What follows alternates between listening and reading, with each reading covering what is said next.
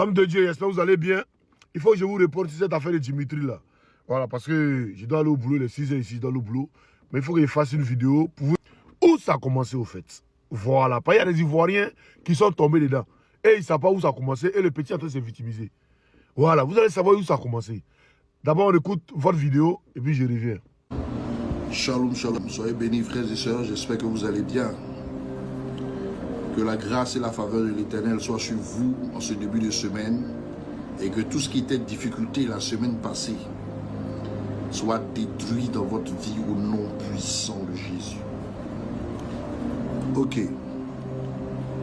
Ce matin, je vais vous lire un passage de Proverbe 1, au verset 11 en bas. Et je vais vous livrer aussi un message. Mais avant de commencer, je veux m'adresser à des frères ivoiriens. Je veux m'adresser aux soldats de Gbagbo. Je veux m'adresser à Oxymore. Je veux m'adresser à Dimitri Doukadiri. Très chers frères, vous savez, vous avez combattu le bon combat jusqu'au jour d'aujourd'hui. Mais l'image que vous êtes en train de vous donner sur les réseaux sociaux n'est pas une bonne image.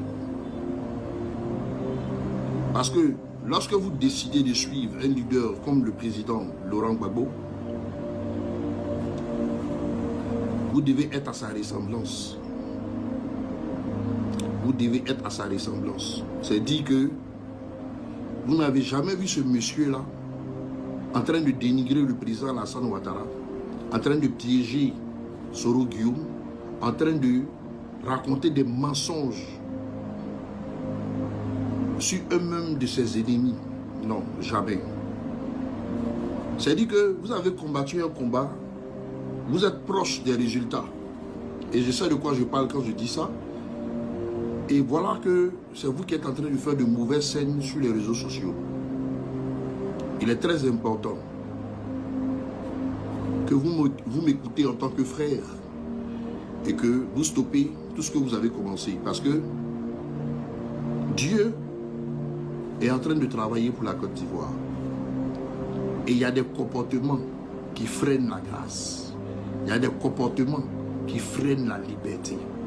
Il y a des comportements d'un individu ou soit d'un peuple qui peuvent encore faire durer la bénédiction d'une nation.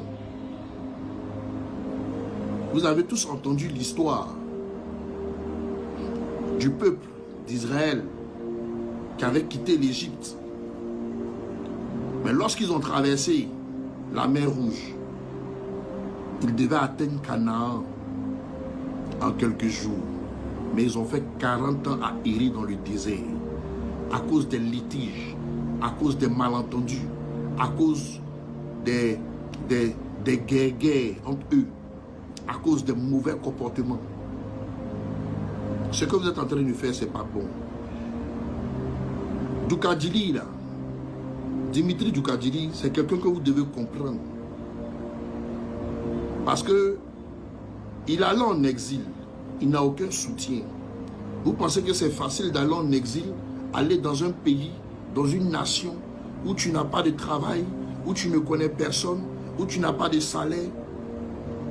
Dans ces temps-ci qui sont difficiles, qui depuis le pays va te soutenir de manière financière.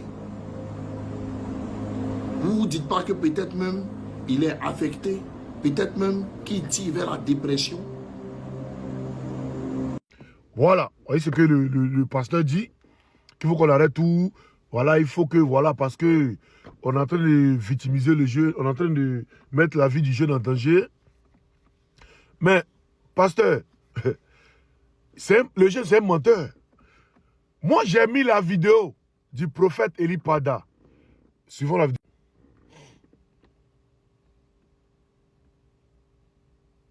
Voilà, j'ai mis cette vidéo-là sur ma page Facebook. Si la vidéo n'est pas full up, il n'y a rien.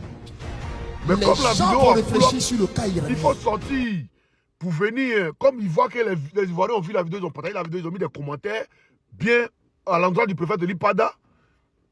Il faut sortir pour venir casser cette croyance-là. Il faut sortir pour venir casser cette foi que les Ivoiriens ont envers le prophète Lipada.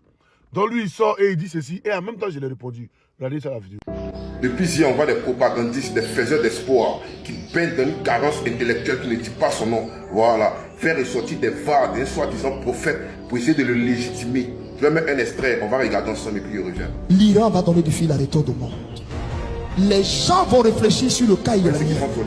Pour nous faire croire que c'est une prophétie authentique de cet individu-là sur la crise en Iran. Mais la crise en Iran, là, tout le monde sait ça. Même nous, même quand on était en 6e, 5e, là, on savait déjà que l'Iran donnait du fil à retour aux gens. Regardez ce monsieur-là, lui là. Il y a sa vidéo qui est là, il n'y a pas à mettre la vidéo, juste peut-être un petit bout. Après, il y a mettre la vidéo à la fin. Ce monsieur-là, il a donné tout ce qu'il a dit sur cette crise-là, au-delà de voir son accomplissement. Ce n'est pas un prophète. C'est un analyste politique. Il a dit ça depuis 2012. Donc on va venir dire quoi que c'est un prophète. C'est pas ça qui nous intéresse. Ce qu'il a dit là, qui ne s'est pas accompli là, ce menteur-là, nous on va remettre et puis tout le monde va écouter. Allons-y. Je n'ai aucun diplôme, mais aussi vrai que je marche sur la terre ferme, aussi vrai que mon appel de prophète est vrai, pur, authentique, je vous le dis. Alassane Dramane Ouattara, on ne lui mettra pas la chaîne qu'on met au chef d'État. Mais tu as dit, si ton appel est vrai, si tu es vraiment prophète, quand nous on sait déjà que quand tu n'es pas un prophète, il y a longtemps nous on sait, où est ta commission, où est ton appel dans la Bible? Il faut nous montrer, nous on va voir à côté du crédit. Arrêtez d'embrouiller les gens là. Vous avez raconté des inepties ici. Voilà, vous avez donné des faux espoirs aux gens ici. Aujourd'hui là, vous êtes face à votre réalité. Donc arrêtez d'embrouiller les gens. Voilà, tu as dit, va pas côté couler là, couler de la côté. Arrêtez d'embêter les gens là. Bon, si ça tenait qu'à moi seul, il n'allait pas répondre. Hein. Voilà, mais comme tu es impliqué, les prophètes de Dieu, il va te répondre. De un, je ne suis pas chrétien, je ne suis pas musulman. Voilà, moi je crois à mes ancêtres. Je prie même dans ma langue maternelle. Mais dans la Bible, c'est écrit que même le prophète Élie dans la Bible, quand il se battait contre Jézabel, là, mais il y a des prophéties qu'il a données qui ne sont pas accomplies au moment qu'il a donné. Voilà. Il sort, il dit ceci. Il dit que pendant était menteur, était quoi. Donc moi, il sort, il répond. Et même, je prends la Bible même pour le contrarier. Mais le petit ne va pas laisser ça. Voilà où les trucs ont commencé. Hein. Pour vous qui me dites non, c'est lui qui allait me chercher. Puis il a mis la vidéo de Lipada. Et comme la vidéo a pull-up, il faut sortir, comme lui il travaille à Makosso, il faut sortir pour désavouer le prophète Lipada.